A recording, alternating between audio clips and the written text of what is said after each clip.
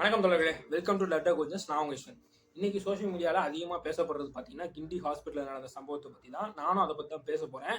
ஏன்னா அதில் வந்து அந்த சோஷியல் மீடியாவில் பார்த்ததுக்கும் அதுக்கப்புறம் அந்த நியூஸை பற்றி படித்ததுக்குமே எனக்கு பெரிய டிஃப்ரென்ஸ் தெரிஞ்சு. ஸோ அதை பற்றி ஷேர் பண்ண வேண்டியது இருக்குன்னு நினைக்கிறேன். வாங்க வீடியோக்குள்ள போகலாம்.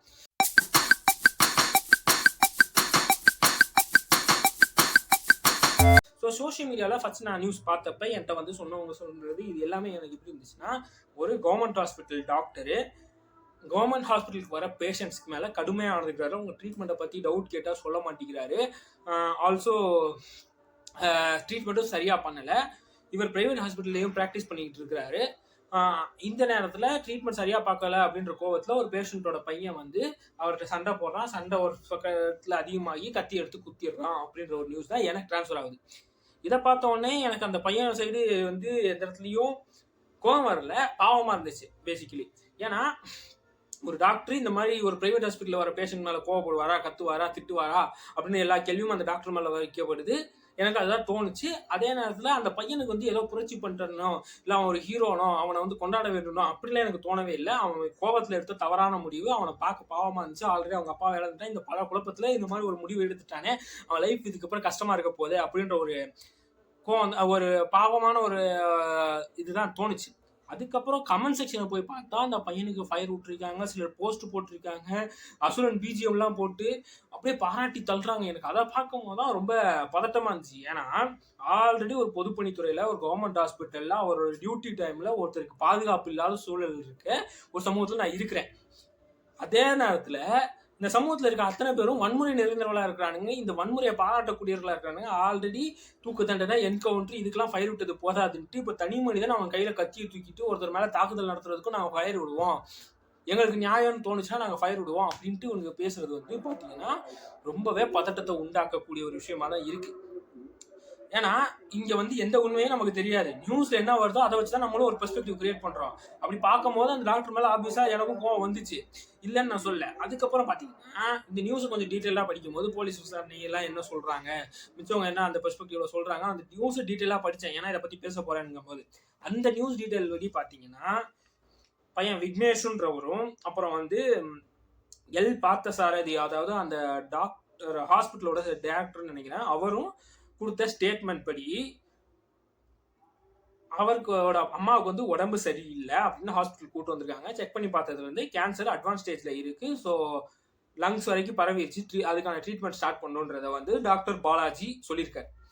இதுக்கப்புறம் பார்த்தீங்கன்னா இந்த பையனுக்கு வந்து அவங்க மேலே நம்பிக்கை இல்லை, நாங்கள் டிஸ்சார்ஜ் பண்ணுறோம்னு சொல்லியிருக்காங்க. ஆஃப்டர் மெடிக்கல் சில அட்வைஸ்க்கு அப்புறம் டாக்டரும் ஓகே டிஸ்சார்ஜ் பண்ணிட்டு ப்ரைவேட் ஹாஸ்பிட்டல் கூட்டு போய் காட்டுன்றதுக்கு ஓகேன்னு சொல்லிட்டாங்க. இதுதான் தாக்குதல் நடத்தின விக்னேஷ் மற்றும் அந்த டாக்டர், அதாவது ஹாஸ்பிட்டலோட டைரக்டரும் சொன்ன ஸ்டேட்மெண்ட் போலீஸ் கிட்ட. இதுக்கப்புறம் விக்னேஷ் சொன்ன ஸ்டேட்மெண்ட் என்னன்னா, போலீஸ் சொல்றது அவர் வந்து அவங்க அம்மாவை கூட்டு விருகம்பாக்கம் ஹாஸ்பிட்டலுக்கு கூட்டு போயிருக்காரு. அங்க போய் பார்த்தப்ப அங்க இருக்க டாக்டர் ஒன்று சொல்லியிருக்காரு, இதுக்கு முன்னாடி பார்த்த ஹாஸ்பிட்டல்ல ட்ரீட்மெண்ட் சரியா இல்லை, அதனால வந்து இது கொஞ்சம் ஒர்ஸ் ஆயிடுச்சு அப்படின்ற மாதிரி ஸ்டேட்மெண்ட் சொல்லியிருக்காரு. இதை பார்த்துட்டு கோவம் வந்துட்டு திருப்பி கிண்டி ஹாஸ்பிட்டலுக்கு போயிட்டு அந்த டாக்டர் கிட்ட சண்டை போட்டிருக்காரு. எப்படி இது வந்து எந்த விதத்துலயும் எனக்கு சரின்னு தோணல. ஏன்னா ஒரு டாக்டர் கிட்ட எந்த ஒரு மெடிக்கல் பேக்ரவுண்டு இல்லாத நான் போயிட்டு நீங்க பார்த்த ட்ரீட்மெண்ட் சரியில்லைன்ட்டு இன்னொரு டாக்டர் சொன்னாங்கன்ற பேர்ல என்னால சொல்ல முடியாது, சொல்லவும் கூடாது. அது எப்படி நியாயமானதா இருக்கும்? சரி, கோவத்துல நீ போய் கேட்கறன்றது ஒரு பக்கம். ஆனா ஒரு டாக்டர் மேல எனக்கு நம்பிக்கை இல்லைன்னு நீங்க வெளியே வந்துட்டீங்கன்னா இன்னொரு டாக்டர்கிட்ட காட்டிங்கன்னா அந்த டாக்டர் என்ன டயக்னோசிஸ் பண்றாரோ அதை நம்பிக்கை அதுல கண்டினியூ பண்ண வேண்டியது ஓகே. அதுதான் நம்ம எடுக்க வேண்டிய ப்ரொசீஜர். ஒருத்தர் மேலே நம்பிக்கை நமக்கு இல்லை அப்படின்ற பட்சத்தில் அதை பண்ணியிருக்கணும். தேவையெல்லாம் போய் கேட்டிங்கன்னா அவருக்கு கோவம் வரதான் செய்யும். ஆல்ரெடி கவர்மெண்ட் ஹாஸ்பிட்டலில் இருக்கிற ஃபெசிலிட்டிஸ், கவர்மெண்ட் ஹாஸ்பிட்டலில் அவங்க அட்டன் பண்ணுற நம்பர் ஆஃப் பேஷண்ட்ஸ் இது எல்லாமே அதிகன்றப்ப அவங்க ஆல்ரெடி ஒரு டென்ஷனில் தான் இருப்பாங்க. அவங்களுக்கு தேவையான ரெஸ்ட் இல்லை, அவங்களோட டியூட்டி சைக்கிள் நார்மலாக இல்லை அப்படின்றப்ப அவங்க ரெஸ்ட்லெஸ்ஸாக இருப்பாங்க, அவங்க ஸ்ட்ரெஸ்ஸாக இருப்பாங்க. அந்த நேரத்தில் இப்படி ஒரு மழுமட்டித்தனமான ஒரு கேள்வி அவனாச்சும் எடுத்துகிட்டு போய் வச்சானா கோவப்பட்டு கத்த தான் செய்வாங்க. இதுதான் அங்கே நடந்திருக்கு. சரிங்களா? இதுக்கு மேலே நான் சொன்னேன்ல, ஒரு பிரைவேட் ஹாஸ்பிட்டலில் போய் அவர் கோவப்பட்டிருப்பாரா செஞ்சிருப்பாரான்னு கேட்டால் பிரைவேட் ஹாஸ்பிட்டலில் இதே மாதிரி ஒரு கேள்வி கேட்டிருந்தா ஆப்வியஸ்லி கோவம் வந்திருக்கும், கண்டிப்பாக திட்ட தான் செய்வாங்க. ஆனால் அதுக்கப்புறம் பார்த்தீங்கன்னா இவர் வந்து கூட்டு போயிட்டு பூந்தமல்லியில் ஒரு பெரிய பிரைவேட் ஹாஸ்பிட்டலில் காட்டுறாரு. அங்கே வந்து இது அட்வான்ஸ் ஸ்டேஜில் இருக்குது, இது எங்களால் ட்ரீட் பண்ண முடியாது, எங்கிட்ட அந்த ஃபெசிலிட்டி இல்லை அப்படின்னு வெளியே அனுப்பிச்சிடுறாங்க. இதுக்கப்புறம் அவங்க அம்மாவை கூட்டு போயிருக்கேன், அவங்க அம்மாவுக்கு வலி அதிகமாக இருந்திருக்கு, நைட்டு ஃபுல்லாக தூங்க முடியல, கஷ்டப்பட்டுருக்காங்க. இதை பார்த்துட்டு இதுக்கு எல்லாத்துக்குமே அந்த டாக்டர் தான் காரணம். ஆல்ரெடி கேன்சரு, நீ வந்து ஒரு ஹாஸ்பிட்டலே அட்மிட் பண்ணி ட்ரீட்மெண்ட் ஒழுங்கா பார்க்கல, ஹாஸ்பிட்டலா மாறிக்கிட்டு இருக்கு அப்படின்றப்ப அது இன்னும் ஒர்ஸா தான் ஆகும். அது அட்வான்ஸ் ஸ்டேஜுக்கு போயிடுச்சு, அது அட்வான்ஸ் ஸ்டேஜுக்கு போய் பரவிட்டு இருக்கு லங்ஸ்ல. அப்படின்றப்ப இதுக்கு எல்லாத்துக்கும் அந்த டாக்டர் தான் காரணம்னு சொல்லிட்டு மறுபடியும் போய் அந்த டாக்டர்கிட்ட போய் சண்டை போட்டு கோமாப்பட்டு அந்த டாக்டர் வந்து அட்டாக் பண்ணி கத்தியால குத்திருக்காரு.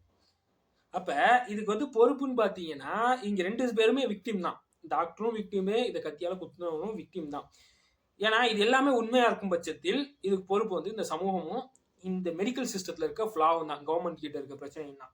ஏன்னா இங்க பாத்தீங்கன்னா நம்பர் ஆஃப் பேஷண்ட்ஸ்க்கு ஏற்ற கவர்மெண்ட் ஹாஸ்பிட்டல்ஸ் குவான்டிட்டி இருக்கா, அதாவது எத்தனை பேர் இருக்காங்க அதுக்கேற்ற அளவு கவர்மெண்ட் ஹாஸ்பிட்டல்ஸ் இருக்கான்றது கேள்வி. நம்பர் ஆஃப் டாக்டர்ஸ் நம்ம தமிழ்நாட்டில் அதிகம். எத்தனை பேருக்கு 495 பேருக்கு ஒரு டாக்டர் இருக்கிறாங்க தமிழ்நாட்டில். வேர்ல்டு ஹெல்த் ஆர்கனைசேஷன் சொல்றது 1000 பேருக்கு ஒரு டாக்டர் வேணும்னு சொல்றாங்க. ஆனா எத்தனை பேர் கவர்மெண்ட் ஹாஸ்பிட்டல் இருக்காங்க, எத்தனை பேர் கவர்மெண்ட் டாக்டர்ஸா இருக்காங்கன்றது ஒரு கொஸ்டின். அது ஒரு சைடு இருக்கு. இன்னொரு சைடு பாத்தீங்கன்னா இந்த சமூகமா கவர்மெண்ட் ஹாஸ்பிட்டல் மேல நம்ம வைக்கிற ஒரு ஸ்டிக்மா இருக்கு இல்லையா, கவர்மெண்ட் ஹாஸ்பிட்டல்ல ட்ரீட்மெண்ட் நல்லா இருக்காது. ரீசெண்டா வேட்டையன் படத்தை கூட கவர்மெண்ட் ஸ்கூல் மேல ஒரு ஸ்டிக்மா வந்து சமூகமா சேர்ந்து கிரியேட் பண்றாங்க, இல்ல சோசியல் மீடியால அதை வேணும்னே கிரியேட் பண்ணி அதை வந்து பிரைவேடைசேஷன் ஆக்குறது நோக்கி தள்ளுறாங்க அப்படின்றத வந்து சொல்றாங்க. அதே மாதிரிதான் ஏன்னா இந்த நியூஸ் வந்த பிறகும் பாத்தீங்கன்னா அந்த சமூகமா சேர்ந்து அந்த அம்மாவே வாயால சொல்ல வச்சிட்டாங்களே, பிரைவேட் ஹாஸ்பிட்டல் தான் நான் போனாதான் நான் உயிர் பழைப்பேன், கவர்மெண்ட் ஹாஸ்பிட்டல் போனா நான் உயிர் பழைக்க மாட்டேன், பையனுக்காக நான் உயிரோட இருக்கணும்னு அந்த அம்மா சொல்ற மாதிரி பாலிமர் நியூஸ் வந்து ஒர்க் பண்றோம். ஆனா பிரைவேட் ஹாஸ்பிட்டலுக்கு போயிட்டு அங்க ட்ரீட் பண்ண முடியாதுன்னு வெளியே அனுப்பிச்சிட்டாங்க, அந்த ஃபெசிலிட்டி அந்த இல்லைன்னு வெளியே அனுப்பிச்சிட்டாங்க. அப்ப பிரைவேட் ஹாஸ்பிட்டல் போய் நான் உசுறு பழைச்சுவேன்னு எவன் சொன்னான்? அப்ப அவ்வளோ ஃபெசிலிட்டிஸ் இருக்கிற ஒரு கவர்மெண்ட் ஹாஸ்பிட்டல் நீங்க குறை சொல்றது இன்னொரு சைடு, ஆல்சோ பிரைவேட் ஹாஸ்பிட்டல் வந்து போட்டு பிரைவேடைசேஷன் வேணும்னு கேட்கறது எவ்வளவு முட்டாள்தனமா இருக்கும். ஏன்னா இதே ஒரு பெரிய ஹாஸ்பிட்டல்ல இதே ஃபெசிலிட்டி இருந்தாலும் ஒரு நாள் 50,000 ரூபாய் பெட் சார்ஜ்னு போட்டு காசை தீட்டி இருக்க காசை ஃபுல்லா காலி பண்ணிட்டு காப்பாற்றுவானா காப்பாற்ற மாட்டானான்றது 2வது விஷயம், ஒழுங்கா ட்ரீட்மெண்ட் பண்றாங்களா இல்லையான்றது 2வது விஷயம். எப்படியும் கையில் இருக்க காசு எல்லாம் காலி பண்ணிட்டு தான் வெளியே அனுப்புவாங்க. கவர்மெண்ட் ஹாஸ்பிட்டல்ல ஃபெசிலிட்டி இருக்கு, ட்ரீட்மெண்ட் ஃப்ரீயா நடக்கும், கண்டிப்பா நல்ல ட்ரீட்மெண்ட் நடக்குது. ஓரளவு இங்க இருக்க சென்னை சிட்டியை பொறுத்த வரைக்கும் இருக்க கவர்மெண்ட் ஹாஸ்பிட்டல்ஸ் நல்லா இருக்கு. ஸோ இப்படி ஒரு ராங்கான ஒரு பெர்ஸ்பெக்டிவை கிரியேட் பண்ணி இந்த சமூகமா ஒரு ஸ்டிக்மாவை கிரியேட் பண்ணி அந்த பையனுக்கு கோவம் வச்சு சந்தேகத்தை உண்டாக்கி அவனையும் நம்ம வந்து ஒரு சட்டத்துக்கு புறம்பான செயலில் ஈடுபட வச்சிட்டோம். ஸோ ஒரு சமூகமா சேர்ந்து நம்மளும் பண்ணியிருக்கோம். இங்க கவர்மெண்டா தேவையான ஃபெசிலிட்டிஸை ப்ரொவைட் பண்றதுக்கு கவர்மெண்ட்டும் முன்வரவில்லை அப்படின்றது ஒரு பிரச்சனை.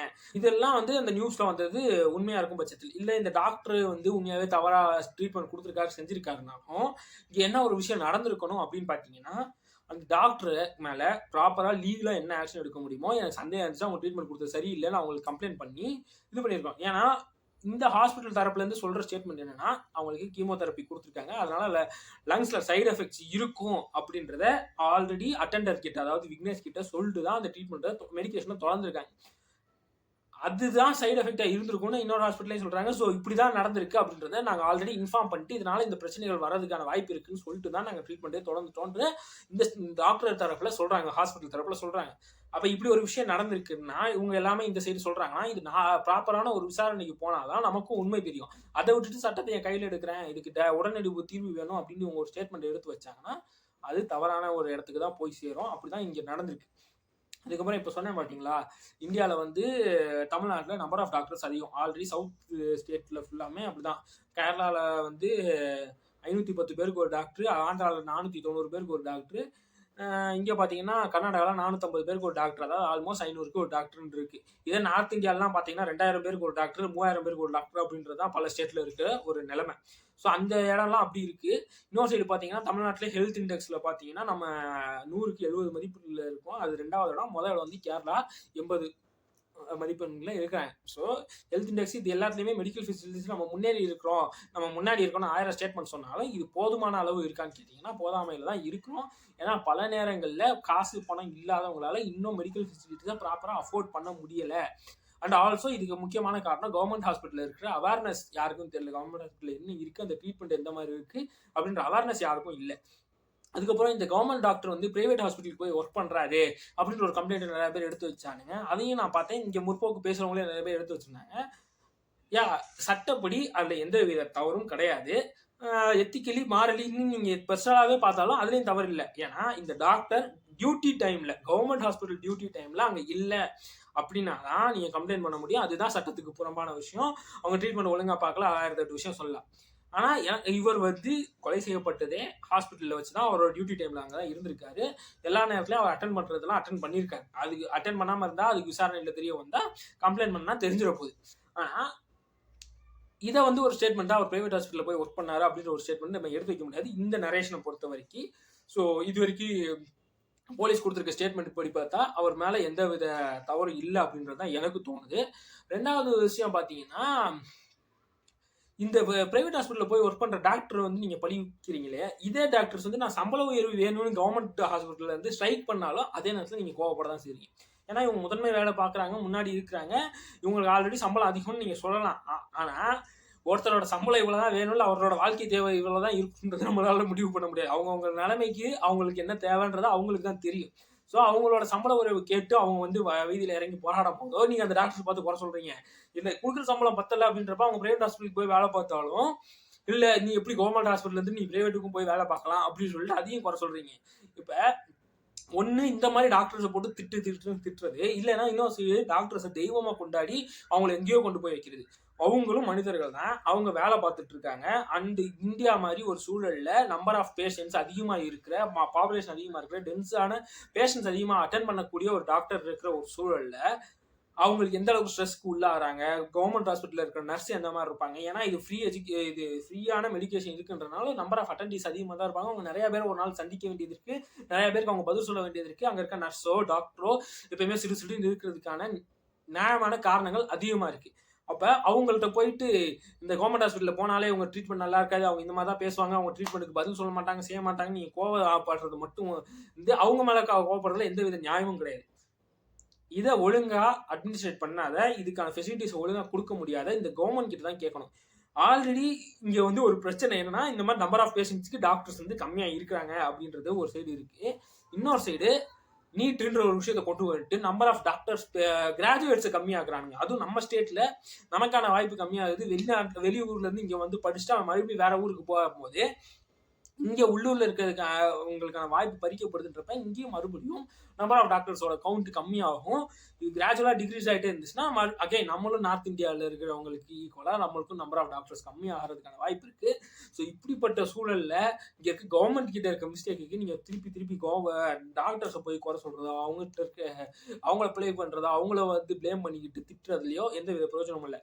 நம்ம அவங்களே சக மனிதர்களா பார்த்துட்டு அவங்களும் மனுஷங்க தானே ட்ரீட் பண்ணிட்டு அவங்க சைடு இருந்து பேசும்போது அவங்களுக்கான பிரச்சனைகளுக்கான தீர்வு கிடைக்கும். அவங்க பிரச்சனைகளுக்கான தீர்வு கிடைக்கும் போது தான் நம்மளோட வாழ்வியலும் நம்மளோட வாழ்க்கைக்கு தேவையான அடிப்படை தேவைகளும் முன்னேறும். ஸோ அந்த மாதிரி யோசிக்க வேண்டியது இருக்கு. எதுக்கு எடுத்தாலும் வன்முறையை வந்து கையில் எடுக்கிறது வந்து எந்த விதத்துலையும் நியாயமாகாது. இந்த இடத்துல அந்த டாக்டர் மேலே தப்பே இருந்தாலும் நியாயப்படி கம்ப்ளைண்ட் பண்ணி விசாரிச்சு அது உண்மையாகவே அவர் மேலே தப்பு இருக்குன்னு ஸ்டேட்மெண்ட் வந்திருந்தா அப்போ இந்த தப்பெல்லாம் இருக்குன்னு ரிஜிஸ்டர் பண்ணி அதுக்கப்புறம் அதுக்கேற்ற மாதிரி நடவடிக்கைகள் வந்து கவர்மெண்ட் எடுக்கிறதுக்கும் ஹெல்ப்ஃபுல்லாக இருக்கும். ஸோ இதுதான் கரெக்டாக எடுக்க வேண்டிய முடிவு. தேவையில்லாமல் யாருக்கு ஃபயர் விடுறோம், யாரை பாராட்டுறோம், எதுக்கு கோவப்படுறோம், ஏன் இந்த சூழல் இப்படி இருக்கு அப்படின்ற புரிதல் இல்லாமல் நம்ம பேசாமல் நம்ம தெளிவாக இதை யோசித்து சமூகத்தில் இருக்க சூழ்நிலைகளை புரிஞ்சு அதுக்கேற்ற மாதிரி நடந்துக்க வேண்டியது நம்மளோட கடமை. ஸோ அதை தான் இந்த வீடியோவில் சொல்லணும்னு நினச்சேன். நன்றி, வணக்கம்.